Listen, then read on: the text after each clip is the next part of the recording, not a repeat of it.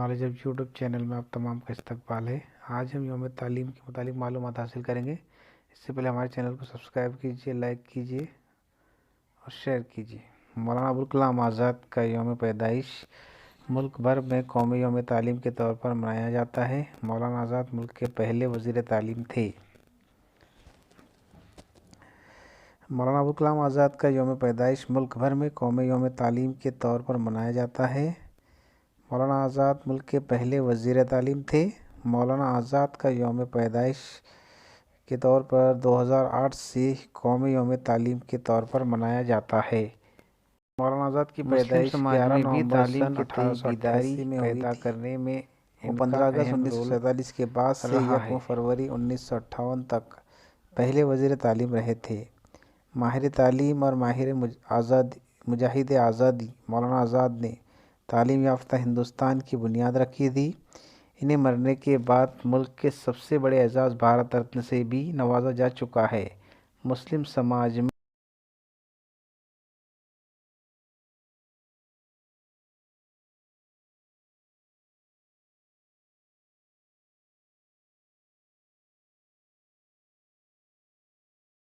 عظیم مجاہد آزادی مولانا آزاد کا جنگ آزادی میں بھی اہم رول تھا۔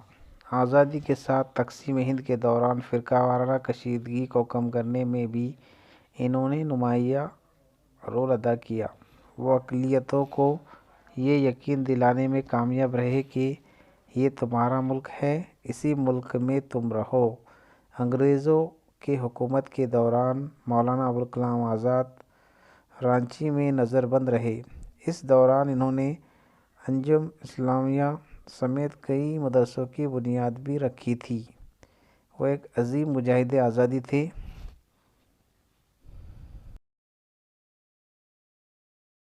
11 ستمبر 2008 کو انسانی وسائل کی ترقی وزارت نے 11 نومبر کو قومی یوم تعلیم کے طور پر منا کر تعلیم کے میدان میں مولانا ابوالکلام آزاد کی خدمات کو یاد کرتے ہوئے اس عظیم شخصیت کے یوم پیدائش کو یاد کرنے کا اعلان کیا۔ 2008 سے ہندوستان میں ہر سال قومی یوم تعلیم کو چھٹی اعلان کیے بغیر منایا جاتا ہے۔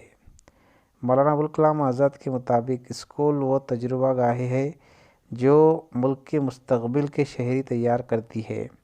وہ ہندوستان میں IIT اور دیگر مختلف اداروں کے پیشہ شخص رہے۔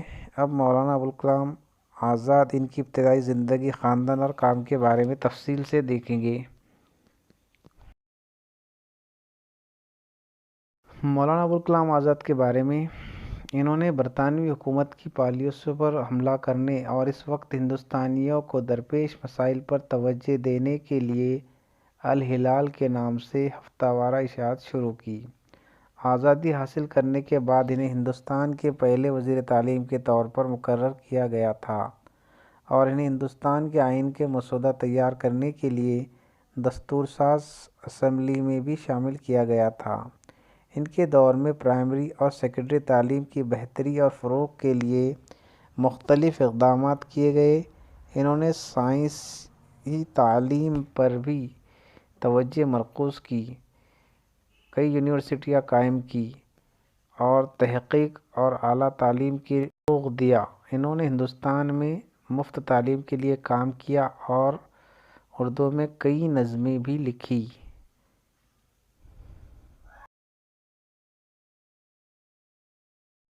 ان کا اصل نام ابوالکلام غلام محی الدین تھا اور مولانا ابوالکلام آزاد یا مولانا آزاد کے نام سے بھی جانا جاتا ہے۔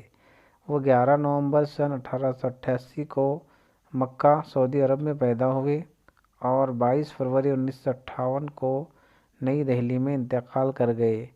ان کی پیدائش 11 نومبر سن 1888 ہے۔ جائے پیدائش مکہ، سعودی عرب۔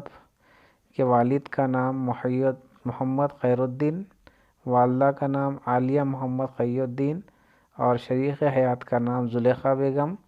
ان کی تعلیم ہوم اسکول یعنی کہ خود سے تعلیم حاصل کی، گھر پر رہتے ہوئے ہی اپنی تعلیم حاصل کی۔